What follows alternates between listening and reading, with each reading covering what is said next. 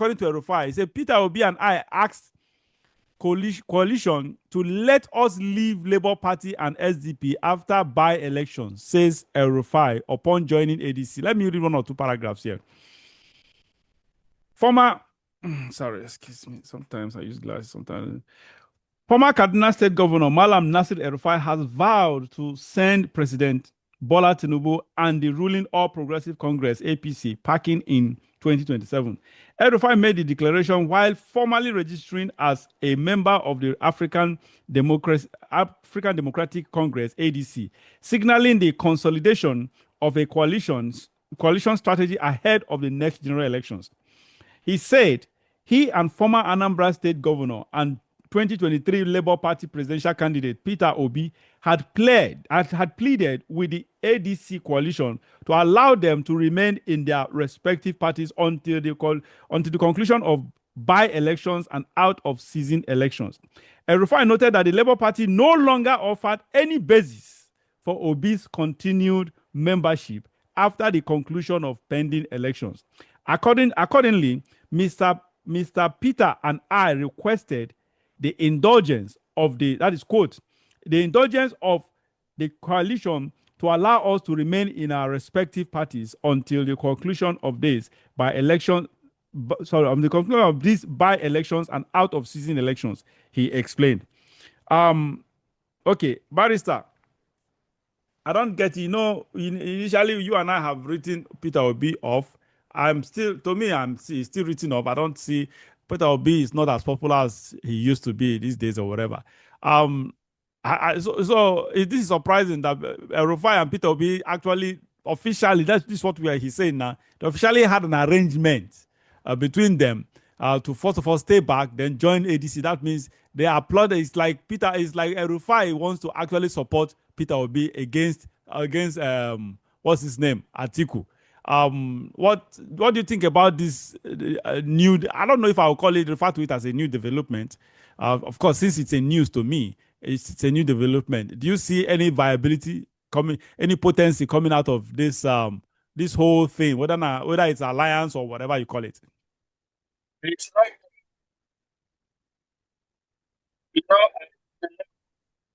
they play politics. You have to be formal and respectful. When Peter Obi came into ADC and saw the happenings, he needed to retreat and recalibrate, but he needed to have a reason. He needed to be formal and give a reason why he will not be active in the ADC for the moment. So that was the reason they gave. It is a formality. Okay. But you can look at it that last week, this week in particular, Atiku formally. Yes. Atiku has joined formally, yes. ADC. My thoughts, which I shared on your show, that currently Peter Obi is in political wilderness, remains my view. Yes. I do not see a pathway for him for the presidency. Because in this ADC, even if he were to get the ticket, he will lack the northern support. If he doesn't get the ticket, he will not get the southern support. So it's going to be very difficult. I do not see the kind of arrangement whereby all the northern elements will line up behind Peter Obi to help him deliver northern vote. I am not seeing that. I cannot see it. El-Rufai, if he were to go with Peter Obi, will be alone in the north. And that will not give the kind of support that an opposition coalition is supposed to have to remove Tinubu. I think the power of the president, the politics that Tinubu is playing, has crippled both the ADC and the Labour Party, as well as the SDP that El-Rufai entered initially. All of them are crippled at the moment. So I don't see at what point they will become potent to challenge President Tinubu in 2027. I'm not seeing it. I don't see what will happen, that they will now have potency to be relevant going forward. Yeah, I cannot okay. see it Yeah, now. I think I agree with you to an extent, but I have a slightly different thoughts about the. I agree with you regarding the potency. I agree with you about regarding the viability. I agree with you that no matter what they do, Tinubu, unfortunately, Tinubu remains the. It's going to be a walkover for him. That's just the truth. It's not. I don't see anybody. I don't see the entire opposition now posing a threat to Tinubu's return. That's just the reality. They want to I do force, not they want support, to again, force. for the benefit of those people, Let whatever, me in case you're add, watching this for the first time, I do not support, I'm an ardent critic of Tinubu. I view Tinubu as a devil incarnate that does not deserve to be there and does not deserve to return as a president. But the opposition have not been able to be smart and courageous enough to put their house together, a sort of organize themselves and actually form a formidable front. However, my take let is me this. add before My let me add before you make it. Let me add before you make your analysis. They want to set a trap for Peter Obi to accept the vice presidency to Atiku in AGC. That is the trap, because once he enters and there's no pathway for him to get the nomination, the pressure will be on him to accept the vice presidential ticket, and he will have no choice but to accept to be vice president to Atiku. That is the game plan of the pressure to bring him into AGC. There's okay. no other I, game I, plan. I think I have a different take on that. That what you're saying makes sense, but I do not see, honestly, if you and I have agreed, we have agreed to this, that if Peter Obi does that to be vice to Atiku, who is a political non-entity, he does not have the base to be the front run.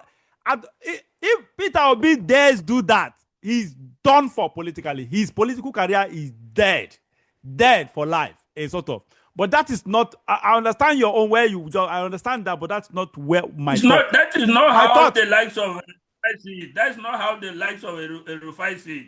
They still believe that an Atiku with Peter Obi would unite the opposition and challenge. But that is what I call when self-confidence has reached the level of insanity. No, me. Because I I don't view. see that I view it as differently. Now, a challenge. my own view is this. Honestly, the North is suffering from an Atiku. What do you call it? What do you call this? They are suffering from Atiku's lag. Let me say, like, jet lag. When you have jet lag, you are just Wariness. they are weird of Atiku. Honestly, the North at this point, honestly, they are suffering from Atiku lag. That's just the reality. Atiku is no longer that popular as he used to be. His popularity has over the years have been dwindling, and it has been diminishing even more. And right now it's even the worst. And that is why he can't even command the support of one governor into ADC, for God's sake. All other governors, even his own state now is his political machinery in his own state is under serious threat. Sort of. So that man is a non-entity politically, and I bet you the northern when it comes to politics, northerners are better off in politics than the southerners. So they are smart politically.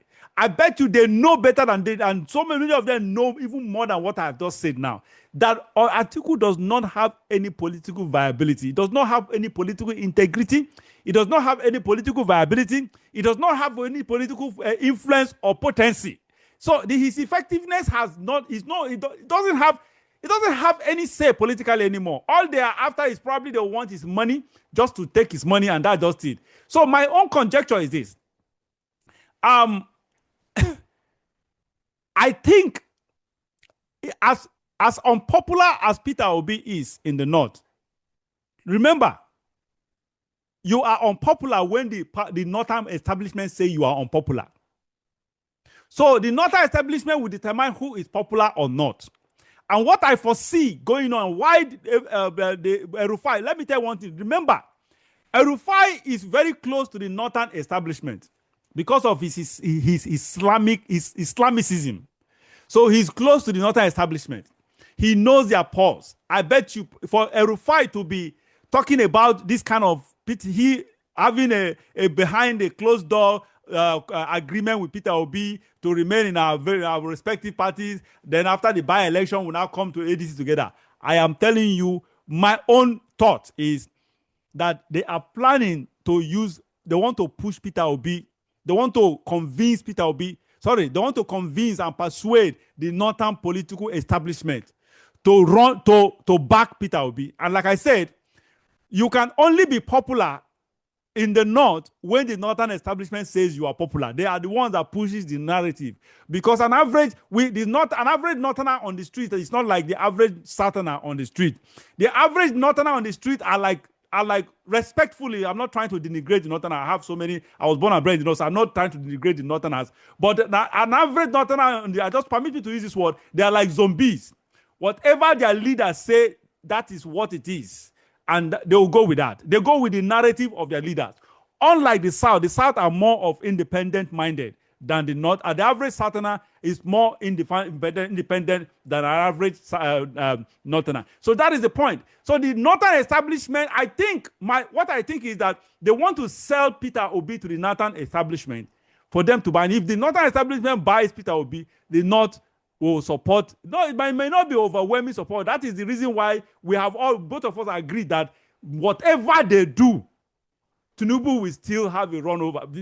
It is just too late. Whatever they do, but but I foresee a situation or a scenario where the northern establishment will back Peter Obi against Atiku. They will probably want to prevail on Atiku to step down. Atiku will not do that. But at the end of the day, probably he may end up losing the primaries, because if the northern establishment backs Peter Obi, even with Atiku's money, I bet you he will still lose the primaries. Anyway, that is my own thought. What do you think?